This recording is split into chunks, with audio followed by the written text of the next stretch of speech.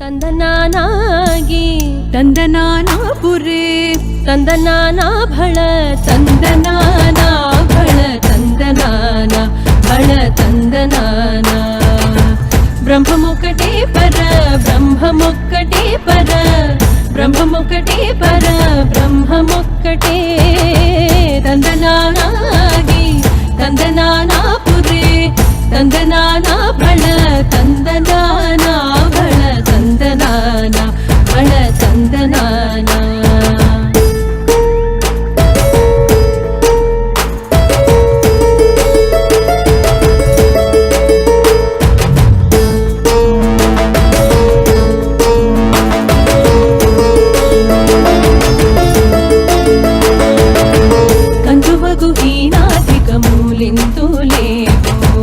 अंतरिके श्रीहरे अंतरात्मा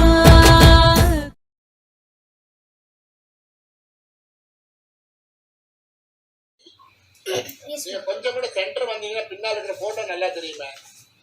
இந்த போட்டோ மறைக்குது, அது அம்பாள் படம் மறைக்குது. இது பார்த்துங்க, இந்த அம்பாளுடைய படம் ஒரு சைடு தெரியல. சரி பரவாயில்ல, இப்போ உங்களை பத்தி ஒரு இன்ட்ரடக்ஷன் கொடுப்பாங்க மேடம். அதுக்கப்புறம் உங்க நிகழ்ச்சியை வச்சுக்கலாமா? ஓகேயா? மேடம் கொடுத்துட்டீங்களா? Madam Muthugnana madam. வணக்கம். நம்முடைய நம்மோடு இந்த நேரத்தை ஆன்மீக சிந்தனைகளால் நிறைப்பதற்கு நம்மிடையே இணைந்திருக்கிறார் மாஸ்டர் கணபதி கிருஷ்ணன். அவருடைய இன்றைய வருகை நமக்கு அம்பாள் ஒரு விநாயகர் துதி பாடலை நம்மை பாட வைத்தது இறைவனுடைய கருணை. அதற்கு இறைவனுடைய திருவடிகளுக்கு நன்றியை தெரிவித்துக் கொண்டு நம்முடைய மாஸ்டர் கணபதி கிருஷ்ணனை பற்றிய அறிமுகம். இவர் 8 வயது நிரம்பியவர். சீட் அகாடமியில் கிரேட் 4 படித்துக் கொண்டிருக்கின்றார். பெருங்குடியில் இருக்கின்றார். இவருடைய சிறப்புகள் அப்படின்னா ஸ்லோகம், சமஸ்கிருதம் 4 வருடங்களாக கற்றுக்கொண்டு வருகின்றார். இவருடைய ஸ்லோகம் சொல்லிக் கொடுக்கும் குரு ஸ்ரீமதி வாணிஸ்ரீ ரகுபதி. அவரும் நம்முடைய குழுவில் ஒரு உறுப்பினராக அங்கம் வகிக்கின்றார். அவரிடம் பல வகையான ஸ்லோகங்களையும் பகவத்கீதா சாண்டிங்கும் அவருடைய வழிகாட்டுதலின் பேரில் படிக்கின்றார் நம்முடைய கணபதி கிருஷ்ணன். இது தவிர அவர் கர்நாடக சங்கீதத்தை திருமதி கலை செல்வி மற்றும் திருமதி ராதிகா கணேஷ் அவர்களிடம் கற்றுக்கொண்டு வருகின்றார். Badminton, drawing, chess, computer programming, dance ஆகியவையும் இவர் சிறந்து விளங்குகின்றார். ஆகியவற்றிலும் மிகுந்த ஆர்வம் கொண்டுள்ளார். அவர் இன்று நம்மிடையே மகிஷாசுர மர்த்தினி ஸ்தோத்திரமும் பகவத்கீதா 15வது அத்தியாயம் ஆகிய 2ஐயும் நம்மிடையே அவர் இன்றைக்கு சொல்ல வந்திருக்கின்றார். அவரை நம் குழுவில் உள்ள பெரியவர்கள் சார்பாக வாழ்த்தி வணங்கி வரவேற்பதில் மகிழ்ச்சி அடைகின்றோம்.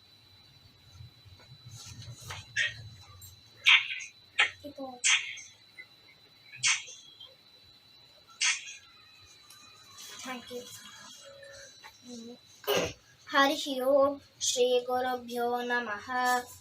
अपार करुणा सिन्धुं ज्ञानधं शान्तरूपिणं श्रीचन्द्रशेखर गुरुं प्रणमामुदान्वहं। नमामः शङ्करान्वाख्य विजयेन्द्र सरस्वतीं श्रीगुरुशिष्टमार्गानु नेतारं सन्मतिप्रदम्। स्वस्ति वाचनं गुरुवन्दनम्। श्री गुरुभ्यो नमः। श्री महात्रिपुरसुन्दरी समेत श्री चन्द्रमौलीश्वराय नमः। श्री कांची कामकोटि पीठाधिपति जगद्गुरु श्री शंकराचार्य श्री चरणयोः प्रणामाः। स्वस्ति श्रीमदखिल भूमण्डलालङ्कार त्रयस्त्रिंशत्कोटि देवता सेवित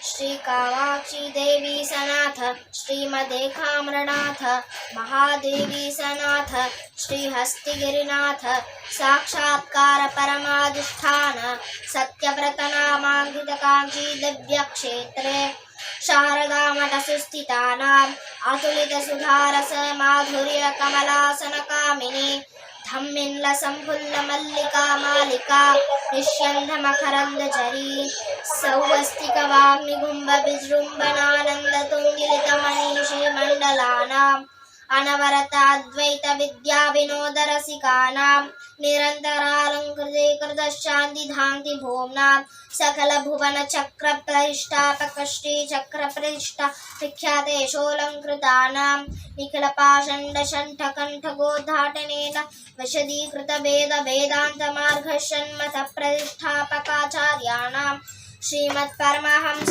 परिव्राजकाचार्य वर्य श्री जगद्गुरु श्रीमत् शंकर भगवत्पादाचार्याणाम् अधिष्ठाने सिंहासनाभिषिक्त श्रीमत् चन्द्रशेखरेन्द्र सरस्वती संयमीन्द्राणाम् अन्तेवासि वर्य श्रीमत् जयेन्द्र सरस्वती श्रीपादानाम् तदन्तेवासि वर्य श्रीमत् शंकर विजयेन्द्र सरस्वती श्रीपादानाम् चरणनलिनयोः सप्रश्रयं साङ्जलिबन्धं च नमस्कुर्मः। ॐ गणेशाय नमः। मूषिकवाहन मोदकहस्त मूषिकवाहन मोदकहस्त चामरकर्णविलम्बितसूत्र चामरकर्णविलम्बित सूत्र वामनरूप महेश्वर पुत्र वामनरूप महेश्वर पुत्र विघ्न विनायक पाद नमस्ते विघ्न विनायक पाद नमस्ते विघ्न विनायक पाद नमस्ते विघ्न विनायक पाद नमस्ते विघ्न विनायक पाद नमस्ते। स्वस्ति वाचनं गुरु सरस्वती द्वादश नाम स्तोत्रम्। सरस्वती त्वयं दृष्ट्वा वीणा पुस्तकधारिणी हंसवाह समायुक्ता विद्याधानकरी मम प्रथमं भारती नाम द्वितीयं च सरस्वती तृतीयं शारदा देवी चतुर्थं हंसवाहना पंचमं जगति ख्यातं षष्ठं वागीश्वरी तथा कौमारी सप्तमं प्रोक्तम् अष्टमं ब्रह्मचारिणी नवमं बुद्धिदात्री च दशमं वरदायिनी एकादश शुद्रघण्टा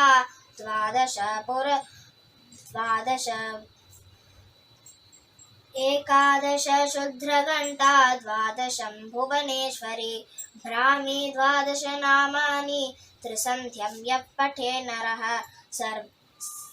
सर्वसिद्धिकरी तस्य प्रसन्ना परमेश्वरी सा मे वसतु जिह्वाग्रे ब्रह्मरूप सरस्वती सा मे वसतु जिह्वाग्रे ब्रह्मरूप सरस्वती ब्रह्मरूप सरस्वती ब्रह्मरूप सरस्वती। श्री महिषासुरमर्दिनी स्तोत्रम्।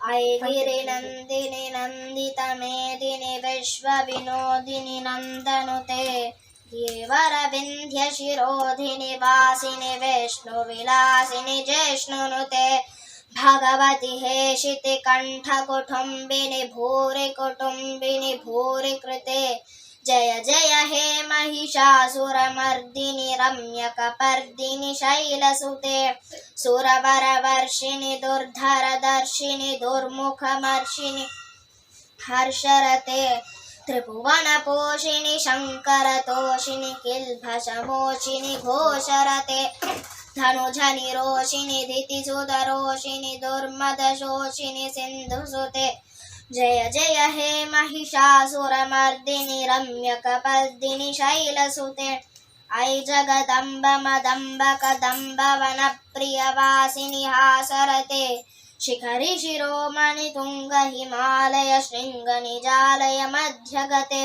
मधुमधुरे मधुकैटभगञ्जिनि कैटभगञ्जिनि रासरते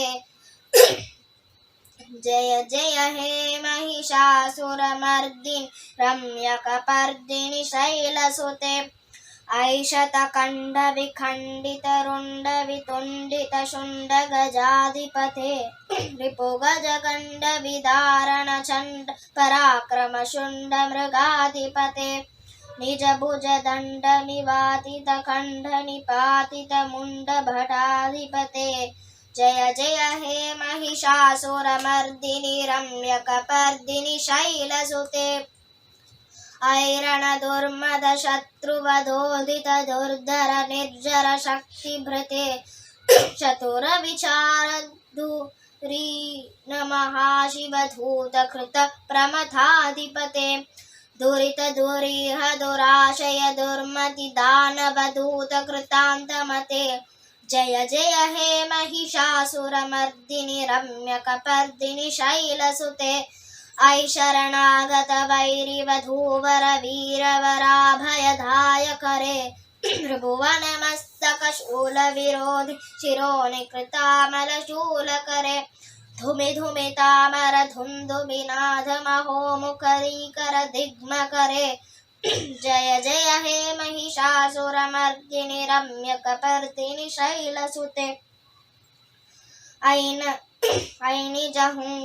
ऐनिजहुंकृतिमातृनिराकृत धूम्रविलोचन धूम्रशते समर विशोषित शोणित बीज समुद्भव शोणित बीजलते शिव शिव शुंभ निजुंब महाहवतर्पित भूष पिशाचरते जय जय हे महिषासुरमर्दिनि रम्यकपर्दिनि शैलसुते धनुरनुसंगरणक्षण संग परिस्फुरदंग नटत्कटके कनकपिशंग पृषत्कनिशंग रसद्भट शृंग हटावटुके कृतचतुरंग बलक्षितिरंग घटद्भटुरंग घटद्भ्रटुके जय जय हे महिषासुरमर्दिनि रम्यकपर्दिनि शैलसुते जय जय जप्य जय जय शब्द परस्तुति तत्पर विश्वनुते भन भन भिञ्जिमि भिङ्कृत नूपुर सिञ्चित मोहित भूतपते नटित नटार्ध नटी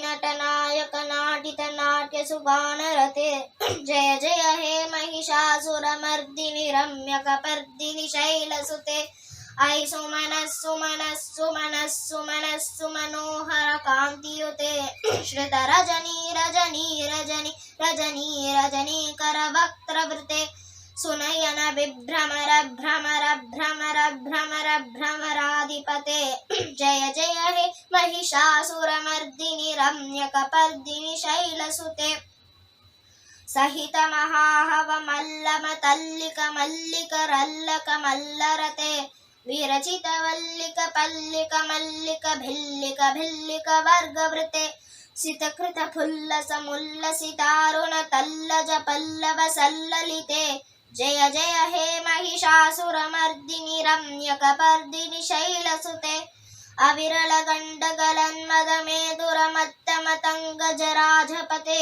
त्रिभुवन भूषण भूतकलानिधिरूप पयोनिधिराजसुते ऐ सुदतीजसलाल समान समोहन मन्मथराजसुते जय जय हे महिषासुरमर्दिनि रम्यकपर्दिनि शैलसुते कमलदलामल कोमल कान्तिकला कलिधामल भाललते सकल विलास कलानिक्लय क्रमकेले चलत्कलहंसकुले आलिकुल संकुल कुवयल मंडल मौलि मिलद्भकुलालिकुले जय जय हे महिषासुरमर्दिनि रम्यकपर्दिनि शैलसुते खरमुरलीवर वीजित कूजित लज्जित कोकिल मंजुमते मिलित पुलिन्मद मोहर कुंज रंजित शैल निकुंजगते निज गुण भूत महाशबरी गुण सद्गुण संभृत केलितले जय जय हे महिषासुरमर्दिनि रम्यकपर्दिनि शैलसुते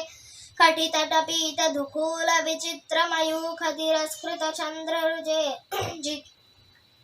प्रणत सुरासुर मौलि पदोजित मौलि निस्फुर धंशुल सन्नक चंद्ररुजे जित कनकाचल मौलिपदोर्जित दुर्धर निर्जरशक् जित कनकाचल मौलिपदोर्जित निर्भर कुंजर कुंभकुचे जय जय हे महिषासुरमर्दिनि रम्यकपर्दिनि शैलसुते विजित सहस्रकरैक सहस्रकरैकनुते कृतसुरतारक संगर तारक सूनुसुते सुरथ समाधि समाधि सुजातरते जय जय हे महिषासुरमर्दिनि रम्यकपर्दिनि शैलसुते पदकमलं करुणानिलये वरिवस्यति योनिधिनं शशिवे ऐ कमले कमलानिलयः स कथं न भवेत् तव पदमेव परं पदमित्यनुशीलयतो मम किं न शिवे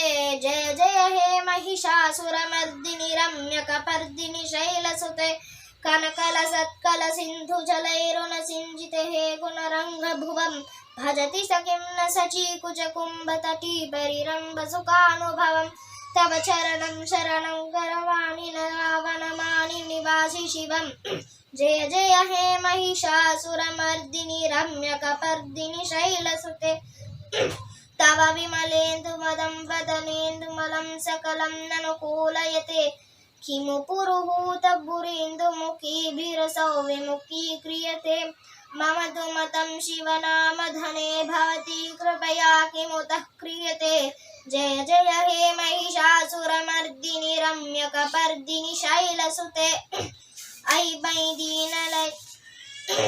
ऐ मयि दीनदयालुतया कृपयैव त्वया भवितव्यमुमे ऐ जगतो जननी कृपयासि यथा सिन्थासि रथासिरते यदुचितमत्र भवत्युरुरि पुरुता मम पाकुरुते जय जय हे महिषासुरमर्दिनि रम्यकपर्दिनि शैलसुते जय जय हे महिषासुरमर्दिनि रम्यकपर्दिनि शैलसुते रम्यकपर्दिनि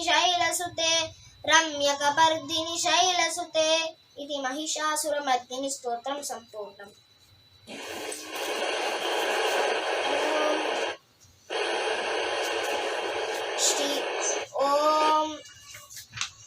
श्री हनुमद्भीम मधानघत्व रामकृष्णर्वध्यासात्मक श्री लक्ष्मी हयग्रीवाय नमः। ओम श्री परमात्मने नमः। अथ श्रीमद्भगवद्गीता अथ पंचादशोऽध्यायः पुराणपुरुषोत्तमयोगः। श्रीभगवानुवाच ऊर्ध्वमूलमधःशाखम् अश्वत्थं प्राहुरव्ययं छन्दांसि यस्य पर्णानि यस्तं वेद स वेदवित् अधश्चोर्ध्वं प्रसृतास्तस्य शाखा गुणप्रवृद्धा विषयप्रबालाः अधश्च मूलान्यनुसन्ततानि कर्मानुबन्धीनि मनुष्यलोके न रूपमस्येह तथोपलभ्यते नान्तो न चादिर्न च सम्प्रतिष्ठा अश्वत्थमेनं सुविरूढमूलम् असङ्गशस्त्रेण दृढेन चित्वा ततः पदं तत्परिमार्गित्वयं यस्मिन् गता न निवर्तन्ति भूयः तमेव चार्यं पुरुषं प्रपद्ये यतः प्रवृत्तिः प्रसृता पुराणी निर्माणमोहाजितसङ्गदोषा अध्यात्मनित्या विनिवृत्तकामाः द्वन्द्वैर्विमुक्ता सुखदुःखसङ्गे गच्छन्त्यमूढा परपदमव्ययं तत् न भासेते सोयो न शशाङ्को न पावकः यद्गत्वा न निवर्तन्ते तद्धाम परमं मम ममैवांशो जीवलोके जीवभूतः सनातनः मनःषष्ठानीन्द्रियाणि प्रकृतिस्थानि कष्यति शरीरं यद्वाप्नोति यच्चाप्युक्तामतीश्वरः गृहीत्वैतानि संयाति वायुर्गर्धानि वाशयात् श्रोत्रं चक्षुस्पर्शनं च रसनं घ्राणमेव च अधिष्ठाय मनश्चायं पस्येवते क्रामन्तं स्थियं वापि भुञ्जानं वा गुणान्वितं विमूढानानुपश्यन्ति पश्यन्ति ज्ञानचक्षुषः यतन्तो योगिनश्चैनं पश्यन्त्यात्मन्नवस्थितं यतन्तोऽप्यकृतात्मानो नैनं पश्यन्त चेतसः यदादित्यगतं तेजो जगद्भासयतेऽखिलं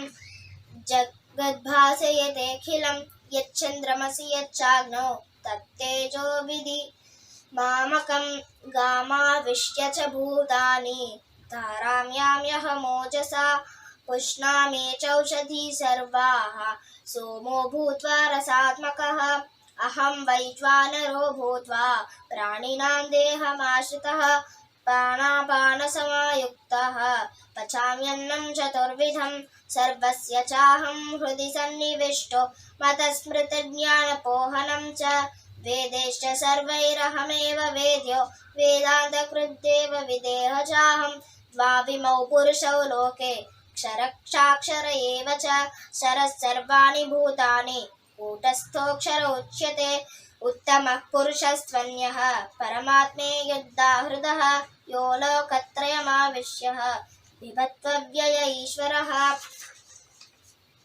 यस्माक्षरमतीतोऽहं क्षराधीप चोत्तमः अतोऽस्मि लोके वेदे च प्रतितः पुरुषोत्तमः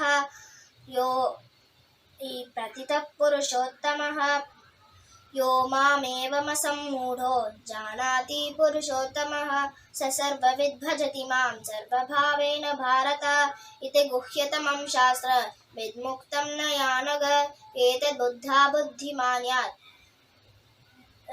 बुद्धिमान्यात् कृतकृत्यश्च भारत ॐ तत्सदिति श्रीमद्भगवद्गीतासु उपनिषत्सु ब्रह्मविद्यायां योगशास्त्रे श्रीकृष्णार्जुनसंवादे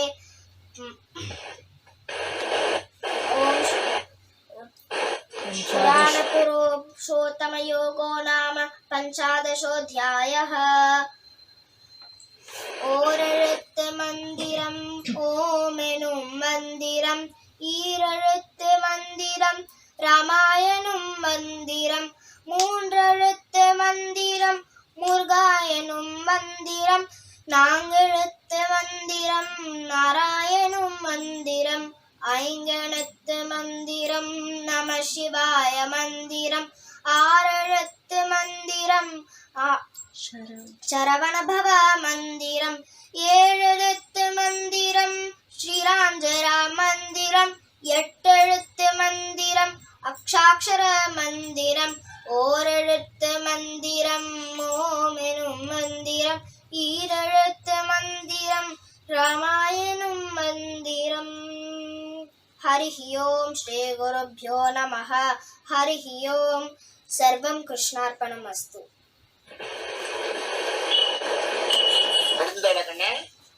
இன்னும் சொல்ல போறியா? இல்ல முடிஞ்சிடுச்சு. ரொம்ப அதாவது உன்னோட வயசுக்கு இந்த முயற்சி ரொம்ப நன்னா இருக்கு. உன்னுடைய குரு வாணி ரகுபதி அவங்க ரொம்ப இதுல எல்லாம் பெரியவாளுடைய ஒரு பக்தை நல்ல ஒரு நிறைய பேருக்கு சொல்லி கொடுத்துட்டு இருக்கா. போனதும் அவளோட பொண்ணு நம்ம கிட்ட பர்ஃபார்ம் பண்ணா, அதுவும் ரொம்ப நன்னா இருக்குது. டாக்டர் பிரியா ஸ்ரீராம் குருவா இருக்கா அவளுக்கு. இந்த மாதிரி குருக்களும் குழந்தைகளும் ரெண்டு பேருமே நம்ம குரூப்ல இருக்கிறது நமக்கு ரொம்ப சந்தோஷமா இருக்கு. இவாதான் நாளைக்கு இதை இதனுடைய என்ன சொல்றது, இந்த சனாதன தர்மத்தை கொண்டு போகக்கூடியது இவாதான். ரொம்ப அழகா இருக்கு. உன்னுடைய குரலும் ரொம்ப நன்னா இருக்கு. உன்னுடைய ஆர்வமும் ரொம்ப நன்னா இருக்கு. இதை மேலும் மேலும் நீ பழக்கப்படுத்திக்கணும். குருவோட நல்ல இணக்கமா இருந்து சகனாவது சகனோ புனத்து அப்படிங்கிற மாதிரி குருவும் நீயுமா சேர்ந்து நன்னா திறங்கணும் அப்படின்னு வேண்டி கேட்டுக்கிறேன். ரொம்ப சந்தோஷம் தான். நல்லா இருக்கு.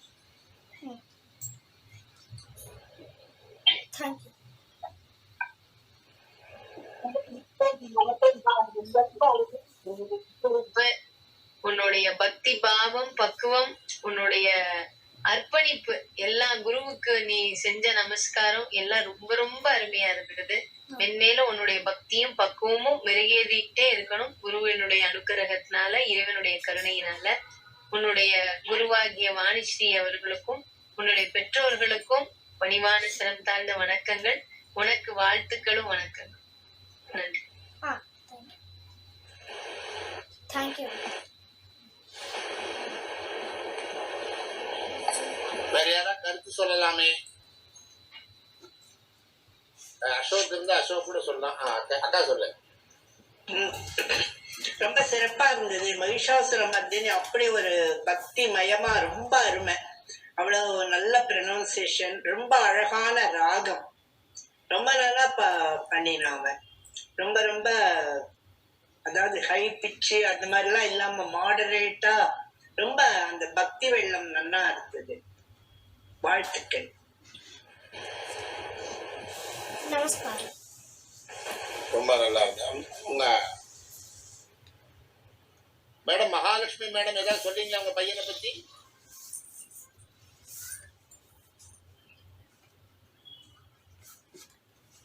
நமஸ்காரம். சொல்லுங்க மாமா. நீங்க சொல்லுங்க உங்க பையனை பத்தி. உங்க பையன் எப்படி என்ன அப்படிங்கிறது. இல்லை, நான் சொல்கிறதுக்கு ஒன்றும் இல்லை. சின்ன வயசுலேருந்தே ஸ்லோகா கிளாஸ் சேர்த்துட்டோம். முதல்ல ஆக்சுவலி ஸ்லோகா வந்து காஞ்சி மடத்தோட ஒரு இனிஷியேட்டிவில் கற்றுன்ட்ருக்கான் 4 வருஷமாக. அப்புறம் அவன் அங்கேருந்து இன்னொருத்தர் மூலமாக தான் வாணிஸ்ரீயோடைய அறிமுகம் கிடச்சிது. ஸோ சொல்லப்போனால் இவன் மூலமாக தான் எங்களுக்கு வாணிஸ்ரீஜியை தெரியும்.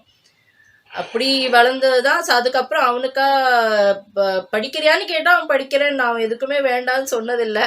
நான் தான் கொஞ்சம் சில விஷயங்கள் அவனை ஃபோர்ஸ் பண்ணாலும் அவன் இன்ட்ரெஸ்ட் எடுத்து தான் ஸ்லோகமாக இருக்கட்டும் சான்ஸ்கிரிட்டாக இருக்கட்டும் அவனோட இஷ்டப்படி தான் படிச்சுக்கிறான். சந்தோஷமாக இருக்குது. இந்த மாதிரி சத்சங்கானா கிடச்சதுக்கு அவன் எங்களுக்காக அவன் ஒரு காரணம், அவன் மூலமாக வாணிஸ்ரீஜி ஒரு காரணம். ஸோ குருவுக்கு தான் எல்லா அர்ப்பணமும் சமர்ப்பணமும். போன தடவை வாணிஸ்ரீ மேடத்தோட பொண்ணு போன தடவை கலந்துட்டா நம்மளோட. ஆமா. ரொம்ப நல்லா ரொம்ப நல்லா சொல்றேன். ரொம்ப அழகா அந்த குரல் வந்து நல்ல ஒரு தீர்க்கமான குரல் சொல்லுவா இல்லையா? ஆமா ஆமா. அதான் நம்ம ஐடென்டிஃபை பண்றோம். பின்னால கொஞ்சம் கொஞ்சமா வளரும்னு வச்சுக்கோங்க. படிக்க படிக்க வளர்ந்துட்டே வரும். அவ்வளவுதான், வேற ஒண்ணும் இல்லை. அப்புறம் அடுத்த நிகழ்ச்சி அக்கா நீ பாடுறியா? உனக்கு பாட முடியுமா இன்னைக்கு? உடல்நிலை எப்படி பார்த்துக்கோ. அக்கா